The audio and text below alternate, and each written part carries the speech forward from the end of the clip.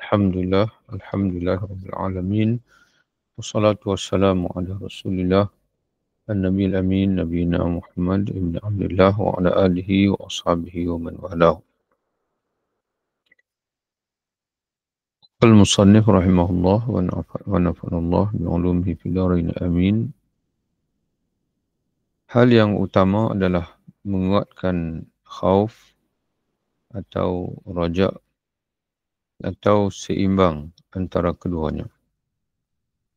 Kita masih lagi dalam tajuk berkait dengan sifat, salah satu sifat yang mesti kita tanamkan dalam hati kita, iaitu al-khauf, iaitu perasaan takut kepada Allah Subhanahu Wa Taala ataupun khawatir akan kemurkaan Allah, azab yang bakal ditimpakan Allah Subhanahu Wa Taala. Dan yang keduanya adalah ar-raja. Di samping kita sematkan dalam hati kita perasaan takut, pada masa sama juga kita perlu seimbangkan perasaan takut itu dengan pengharapan. Tidaklah kita takut semata-mata tanpa mengharap, dan tidak juga kita mengharap semata-mata tanpa ada kebimbangan kepada azab Allah Subhanahu Wa Taala atau hukuman Allah, terutama sekali apabila kita melakukan dosa ataupun maksiat. Dengan perasaan takut itu membawa kita kepada istighfar dan taubat. Maka timbullah pengharapan akan keampunan Allah Subhanahu Wa Taala. Kata pengarang kitab kita Al-Alamah Syekh Said Hawa fima naqala an Al-Imam Abu Hamid Al-Ghazali, ketahuilah bahawa terdapat banyak nas yang menerangkan keutamaan khauf dan raja. Khauf, takutkan Allah; raja, mengharap kepada Allah Ta'ala. Sehingga pertanyaan yang menyatakan apakah khauf lebih utama ataupun raja? Dia mana satu lebih utama? Perasaan khauf, takut kepada Allah, ataupun perasaan mengharap kepada Allah Subhanahu Wa Taala? Adalah pertanyaan yang benar. Serupa dengan pertanyaan yang menyatakan apakah roti lebih utama berbanding dengan air. Jadi itu persoalan yang memang ada logiknya. Mana lebih utama, khauf ataupun ar-raja? Okay. Begitulah juga, apa lebih utama, roti ataupun air? Banding dengan air, apakah roti lebih utama ataupun air lebih utama? Secara umumnya dua-dua itu utama, tapi mana apa yang lebih utama? Roti penting, air pun penting. Tapi yang mana satu lebih penting? Jadi jawapannya melihat pada keadaan, situasi kita. Ada ketikanya kita tidak dahaga tetapi lapar, memerlukan makan. Ada ketikanya kita dahaga, tidak lapar tapi dahaga, maka pada ketika itu memerlukan air. Sebagai jawapannya, bisa dikatakan bahawa roti lebih utama bagi orang yang lapar, sedangkan air lebih utama bagi orang yang haus. Yang roti bagi orang yang lapar, sudah tentu roti lebih utama. Bagi orang yang haus pula, sudah tentu air yang lebih utama. Jika keduanya bertemu, maka dilihat kepada yang lebih dominan. Kalau bertemu di antara kedua itu, maka hendaklah dilihat yang mana lebih dominan antara lapar dan juga haus. Kalau pada kita berada dalam situasi kelaparan, maka sudah tentu roti lebih utama. Dan jika kita berada dalam situasi haus, sudah tentu air lah yang lebih kita utamakan, lebih kita cari. Jika rasa lapar lebih dominan, maka roti lebih utama. Dan jika rasa haus lebih dominan, maka air lebih utama. Jika keduanya sama, maka keduanya sama-sama utama. Hal ini kerana setiap sesuatu yang diinginkan kerana tujuan keutamaannya akan menonjol dalam kaitannya dengan tujuan itu, bukan dengan suatu itu sendiri. Jadi roti bukan penting kerana roti itu sendiri. Begitu juga air bukan penting kerana air itu sendiri, tapi melihat kepada tujuan. Tujuannya untuk menghilangkan dahaga dan juga tujuan untuk menghilangkan kelaparan. Dan kita melihat manusia itu dalam situasi apa pada ketika itu. Jadi tujuan itu. Kalau manusia berada dalam situasi lapar, maka tujuannya ialah mencari roti lah. Maka roti lah lebih utama. Jadi kalau dia berada di situasi haus, maka tujuan dia ialah mencari sesuatu untuk menghilangkan hausnya itu. Maka lebih utama bagi dia pada ketika itu melihat pada tujuan, iaitulah air. Khauf dan roja adalah dua ubat yang bisa dipakai untuk mengubati hati. Dua-dua sekali. Khauf, takut pada Allah pun dapat mengubati hati, dan mengharap kepada Allah Subhanahu Wa Taala juga dapat mengubati hati kita. Keutamaannya bergantung pada penyakit yang ada. Penyakit yang ada. Jika yang dominan dalam hati itu penyakit rasa aman dari balasan tipu daya Allah Ta'ala dan terpedaya dengannya, maka khauf jelas lebih utama. Jadi tengok hati kita. Kalau kita ini seorang yang bermudah-mudah dengan maksiat, ya, melakukan kesalahan dan sebagainya, maka khauf lah yang lebih utama. Untuk kita masukkan hati kita supaya kita ni tidak orang kata apa, bermudah-mudah melakukan maksiat, kerana nanti mungkin kita akan dihukum oleh Allah, ya, ataupun mati dalam keadaan mati yang tidak baik, iaitu mati dalam maksiat. Ya, jadi kita perlu kata pada hati kita, kamu tak takutkah Allah Ta'ala murka kepada kamu, Allah Ta'ala menimpakan azab kepada kamu, dan mungkin kamu akan mati ketika sedang melakukan maksiat, maka mati kamu itu adalah mati yang buruk. Ya. Jika yang dominan itu adalah penyakit putus asa dari rahmat Allah, maka raja lebih utama. Bila kita berdepan dalam situasi kita sangat susah, memerlukan bantuan dan sebagainya, maka harapanlah perlu kita letakkan hati kita. Yakinkan pada hati kita, wahai hati, minta kepada Allah. Berdoa kepada Allah SWT. Allah pasti akan membantu kamu, membantu hamba-hambanya yang beriman. Nabi SAW bersabda, Ihfazil yahfaz. Jagalah Allah, Allah akan jaga kamu. Ihfazil billahi tajidu tujahaka. Jagalah Allah, Allah kamu nescaya kamu akan mendapati Allah seolah-olah berada bersama dengan kamu, di hadapan kamu. Jadi kita hadirkan pengharapan bila kita berada dalam situasi putus asa. Maka dengan ar-raja itu akan meredakan sifat putus asa hati kita itu. Demikian pula jika dominan dalam diri seorang hamba itu kemaksiatan, maka khauf jelas lebih utama. Singkatnya, apa yang diinginkan kerana faktor lainnya, maka hendaknya dipergunakan unsur ungkapan lebih tepat, bukan lebih utama. Kerana itu, kami bisa mengatakan bahawa khauf lebih tepat bagi kebanyakan makhluk berbanding raja. Ini untuk orang zaman hari ini. Pengarang. Untuk zaman ini, khauf lebih tepat. Ya, jadi pengarang menyatakan bahawa yang lebih utama untuk kita berbahasa ini adalah mana lebih tepat. Lebih menepati jiwa kita pada situasi semasa. Kerana dominannya kemaksiatan pada kehidupan mereka hari ini. Ya. Sebab kehidupan hari ini dominannya ialah maksiat. Kita mudah melakukan maksiat pada zaman hari ini. Maksiat mata, maksiat telinga. Maka yang lebih tepat bagi orang yang berada dalam gelombang maksiat ini adalah takut. Kita menghadirkan perasaan takut. Sedangkan bagi orang yang bertakwa, yang meninggalkan dosa yang zahir dan batin, yang tersembunyi dan nyata, maka yang lebih tepat baginya adalah menjaga keseimbangan antara khauf dan raja pada dirinya. Mana setara. Bila orang yang bertakwa kepada Allah, dia tidak perlu mendominankan al-khauf. Sebaliknya dia perlu seimbangkan khauf dan raja.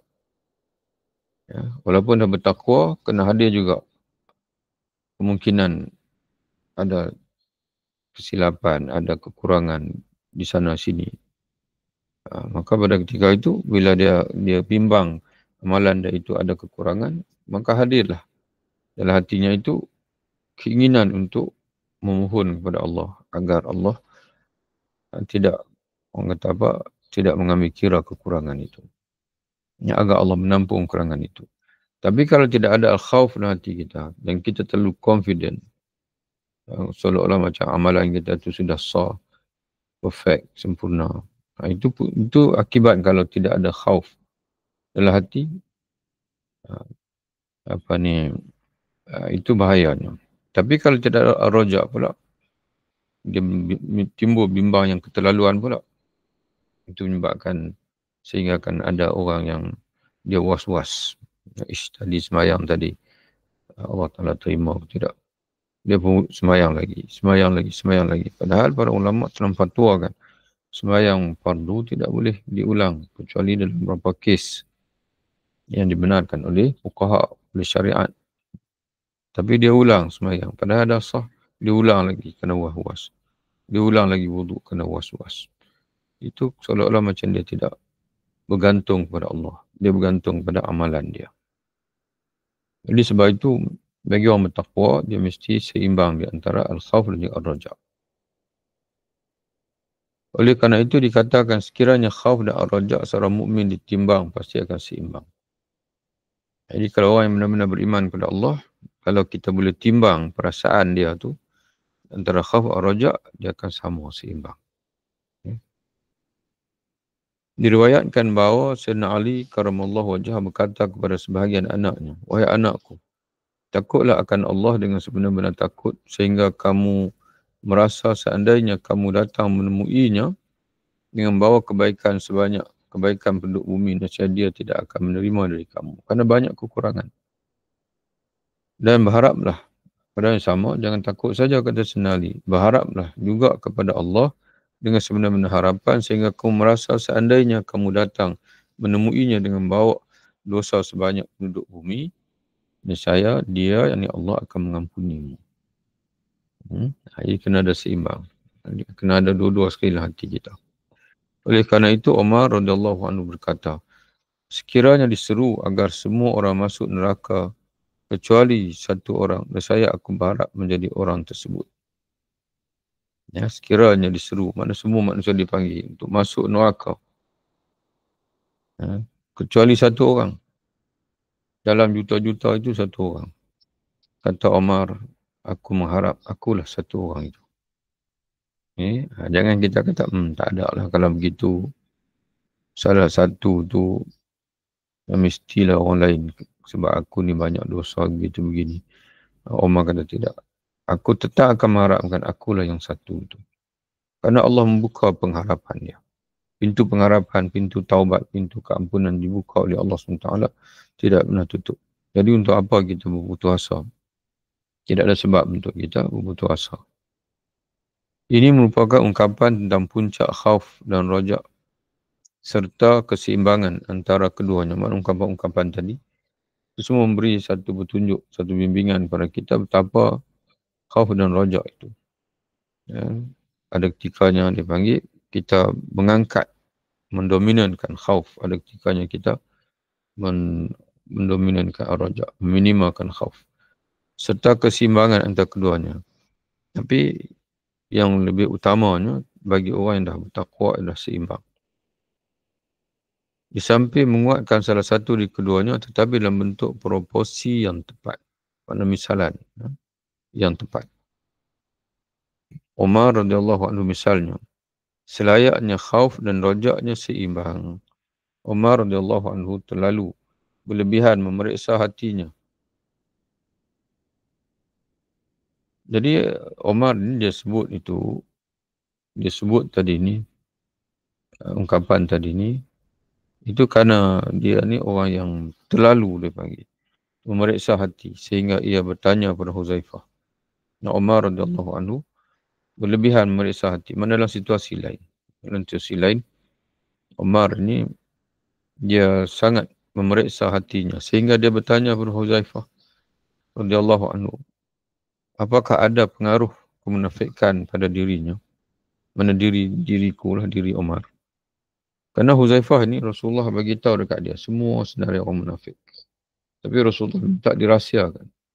Tapi Rasulullah bagi tahu dia semua orang munafik. Sebab itu Umar dia cuba untuk mengkorek rahsia daripada Huzaifah. Apakah dia adalah senarai itu? Yang kita yakin Umar dia ingin mengetahui untuk dia bertaubat kepada Allah. Kokotlah ada sifat munafik dan sebagainya, dia ingin bertaubat kepada Allah Ta'ala. Ya? Sebab itu ada kebimbangan hati dia. Kokot nak takut, khawatir. Takut dia ni termasuk dalam senarai munafik. Padahal Umar ini, siapa tidak tahu martabat Umar di sisi Rasulullah sendiri. Bahkan Rasulullah pernah menyebutkan Umar ni ahli syurga. Ya? Umar ahli syurga. Apakah ada pengaruh kenafikan? Yani apakah dia yang tersenarai dalam senarai orang munafik? Kerana Huzaifah adalah sekretaris pribadi Rasulullah tentang hal ehwal orang-orang munafik. Sebagaimana dalam Sahih Muslim, nota kaki di bawah. Siapa gerangan yang mampu membersihkan hatinya dari bagai kenafikan dan kemusyrikan tersembunyi, sedangkan Rasulullah SAW telah bersabda, Inna rajula la ya'malu amal ahli jannah. Sesungguhnya seseorang beramal dengan amal perbuatan penghuni syurga selama 50 tahun sehingga tidak tersisa antara dirinya dan syurga kecuali sejengkal. Dalam sebuah hadis disebutkan kecuali satu tenggukan unta. Kemudian kitab catatan telah mendahuluinya sehingga dia menutupnya dengan amal perbuatan penghuni neraka. Manhut su'ul khatim. Walaupun dia dah beramal 50 tahun, tinggal sejengkal lagi nak masuk syurga. Tapi kalau dah tersurat dalam catatan amal maksudnya dia ni ahli neraka, tetap di hujung tu, kalau tempoh sejengkal usia dia itu, tetap dia akan melakukan amalan penduduk neraka. Umpama Barsisa, Bal'am bin Ba'ura, itu orang saleh asalnya pada zaman dahulu, pada zaman Nabi Musa AS. Tapi akhirnya mati dalam kekufuran. Itu memberi satu ancaman dalam diri dan kita agar kita tidak terlalu selesa. Dan itulah yang dibimbangi oleh Umar. Walaupun dia tak sepatut bimbang lagi dah. Satu kali itu kan entahlah waktu yang tidak cukup untuk melakukan amal perbuatan dengan anggota badan. Tetapi ia adalah sekadar lintasan yang menggelitik dalam hati pada saat kematian sehingga mengakibatkan su'ul khatimah. Jadi istilah fawaqi naqatin. Ya, di sini dia terjemah setegukkan unta. Wallahualam. Mungkin tafsir lain iaitu sekadar waktu memerah susu unta. Dan pengarang kitab kita menyatakan bahawa kadar itu tak sempat pun kalau kita nak buat maksiat. Ya, tapi bagaimana boleh berlaku di hujung usia tu?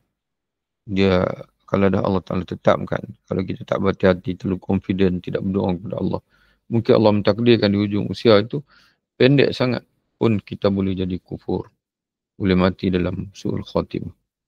Iaitu apabila hadir dalam hati kita itu, walaupun tak sempat melakukan perbuatan kufur, tapi hadir dalam hati kita itu perkara yang menyebabkan kita kufur. Mungkin hilang keyakinan, putus asa sehingga hilang keyakinan kepada Allah. Keinginan untuk murtad, wal'ayazubillah, Allahul musta'an dan sebagainya. Jadi sebab itu tak boleh kita merasa kita hebat. Tak boleh kita merasa kita ni sudah selamat. Sebaliknya, kita mohon sungguh-sungguh kepada Allah dan mungkin itulah Allah Ta'ala memerintahkan kita untuk tidak putus-putus mengerjakan salat. Dan dalam salat kita wajib baca Fatihah. Dalam Fatihah kita wajib berdoa, ihdinas siratal mustaqim. Tunjukkanlah kepada kami wahai Tuhan jalan yang lurus. Ihdinas sirat ini wafiqna. Bila taufik berhati kami untuk senantiasa kami menginginkan jalan yang lurus, tidak ingin jalan yang lain daripada jalan yang lurus tersebut. Maka sebagaimana dia bisa merasa aman dari hal tersebut, maka bagaimana dia bisa berasa aman dari hal tersebut. Jadi bila ada kemungkinan manusia ini akan mati dalam su'ul khatimah, maka orang yang menyedari hakikat ini, dia tidak akan dapat aman dari hal itu. Maka sebab itu, dia sentiasa bimbang. Dengan kebimbangan itu, dia minta kepada Allah agar diselamatkan. Jadi puncak tujuan seorang Muslim dalam hal ini adalah seimbang antara khauf dan raja. Sedangkan dominannya rojak pada kebanyakan orang didasarkan pada keterpedayaan dan sedikitnya pengetahuan. Jadi ada kalanya bila perasaan optimis itu berlebihan, maka itu datang daripada ghurur. Seorang itu terpedaya dan juga dia sedikit ilmu. Ilmunya sikit sangat.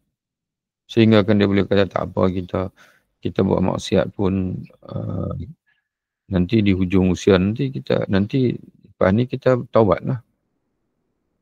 Jadi dia lupa bahasanya apakah nanti itu ada wujud ataupun tidak. Bila-bila masa manusia boleh mati, Allah Ta'ala boleh ambil nyawa dia. Dan dia tak sempat jumpa usia tua untuk dia bertaubat. Ataupun dia terpedaya kerana menyatakan tak apa, Allah Ta'ala kan maha pengampun. Dia lupa bahasanya Allah juga ada maha membalas. Ya, Allah juga maha membalas, maha memaksa. Jadi sebab itu jangan terpedaya. Ya, Allah maha pengampun. Ya Allah maha pengampun. Untuk siapa? Untuk yang minta ampun. Untuk yang minta ampun. Oleh kerana itu Allah menghimpunkan antara khauf dan raja dalam menjelaskan sifat orang-orang yang terpuji dengan berfirman, mereka berdoa kepada Tuhan mereka dengan rasa takut dan juga mengharap. Mereka berdoa kepada Tuhan mereka dengan rasa takut dan juga mengharap. Surah apa? Surah As-Sajdah.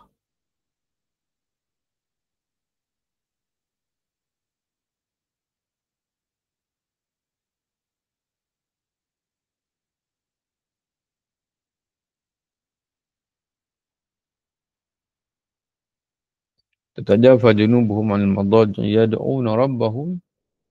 Jadi orang-orang yang beriman ini, beriman dengan ayat-ayat Allah, mereka senantiasa memisahkan rusuk-rusuk mereka daripada tempat tidur mereka, yang senantiasa bangun tahajud.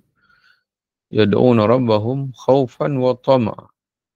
Berdoa kepada Tuhan mereka dalam keadaan takut dan juga dalam keadaan mengharap.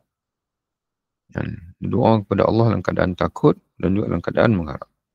Di sini terjemah mereka berdoa kepada Tuhan mereka dengan rasa takut dan harap. Dan mereka berdoa kepada kami dengan harap dan cemas. Dalam surah Al-Anbiya. Dalam surah Al-Anbiya Allah Subhanahu Wa Taala berfirman pula,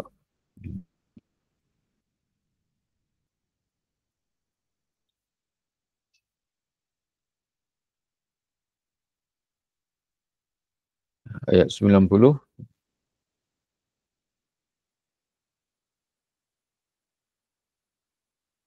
wa yad'unana raghaban wa rahaba.